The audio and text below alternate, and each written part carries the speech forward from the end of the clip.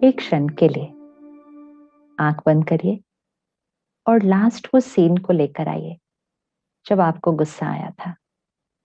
बड़ा जायज लगा था उस दिन कि ये तो नेचुरल था, किया ही उन्होंने ऐसा। उस सीन को देखिए, बात क्या हुई थी, गलती क्या थी और आपने कैसे रिएक्ट किया था। उस सीन को अच्छे से देख लीजिए।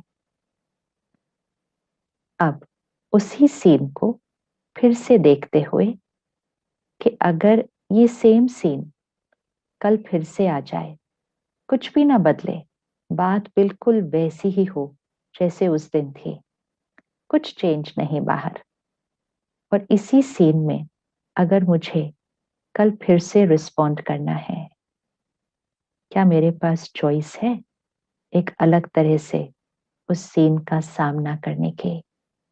और अपने आप को करते हुए देखिए, एंड आई एम श्योर आप सबको एक बहुत प्यारा रिस्पॉन्स यहाँ नजर आ रहा होगा कि आप शांत हैं, स्थिर हैं, उस बात को समझते हैं, सामने वाले को समझ रहे हैं, और अब आप बहुत आराम से, प्यार से डिसिप्लिन भी कर रहे हैं, लेकिन अपने ऊपर संयम नहीं खोया।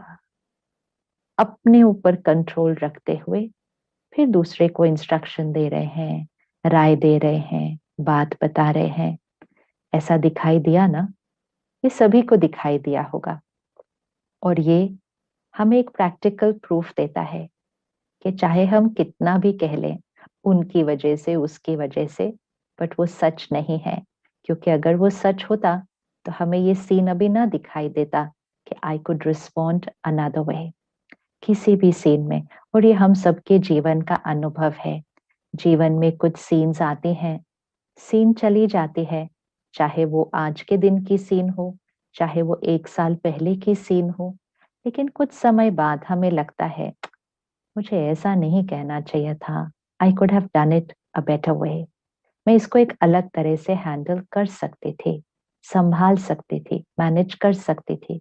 कुछ बातों के लिए हम कहते हैं क्यों इतनी चिंता की उस समय, सब कुछ तो ठीक ही हो गया ना फाइनली। तो जब हम आगे चलकर पीछे की सीन्स को देखते हैं, तब हमें लगता है कि हमारा रिएक्शन सही नहीं था, हमें रिस्पॉन्ड एक अलग तरह से करना चाहिए। That itself is a proof कि हमें पता है कि ये रिस्पॉन्स हम चूज कर रहे हैं, हम चूज कर रहे हैं। सेम सीन में अगर 2-4 लोग आते हैं, मतलब लोग हैं और सीन सबके सामने एक ही है, तो क्या हर एक जैसा रिस्पॉन्ड करता है? अपने परिवार में ही देख लीजिए।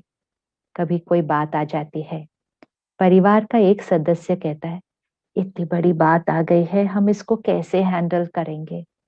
दूसरा कहता है हाँ, बात तो थोड़ी बड़ी है। तीसरा कहता है इट्स ओके, छोटी सी बात है, इतना भी कुछ नहीं है इसमें।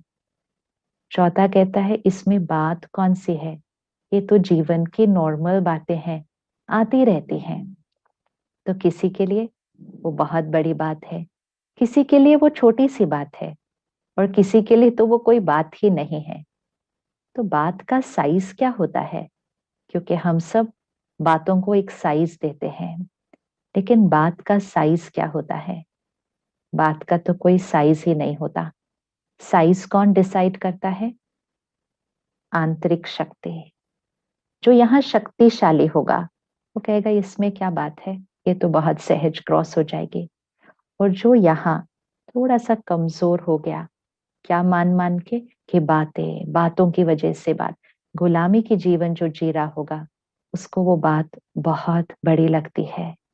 और फिर वो बात बड़ी हो जाती है, उस पर हावी हो जाती है, और हम उसके नीचे दब जाते हैं, पिस जाते हैं, घुट जाते हैं।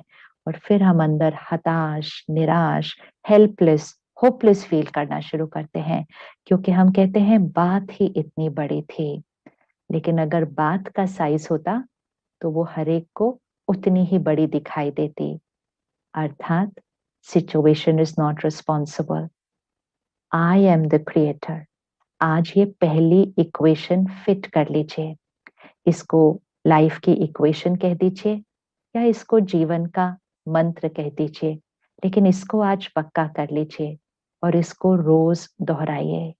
बहुत इंपॉर्टेंट है, क्योंकि आदत बदलनी है, संस्कार चेंज करना है, यहाँ की कोडिंग चेंज करनी है।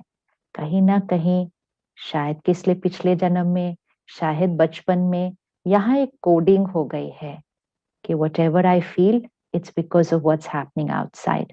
मैं जो महसूस करती हूँ वो बातों की वजह से होता है। आज इक्वेशन को चेंज करते हैं, इस कोडिंग को चेंज करते हैं, इस इनर प्रोग्रामिंग को बदलते हैं। इक्वेशन क्या होगी? I am the creator. ये बार बार दोहराना है। I am the creator of every thought, feeling, word and behaviour. हर संकल्प, हर भावना, हर बोल और हर व्यवहार, ये मेरी रचना है, ये मेरी क्रिएशन है। I am the creator. रचता मैं आत्मा हूं।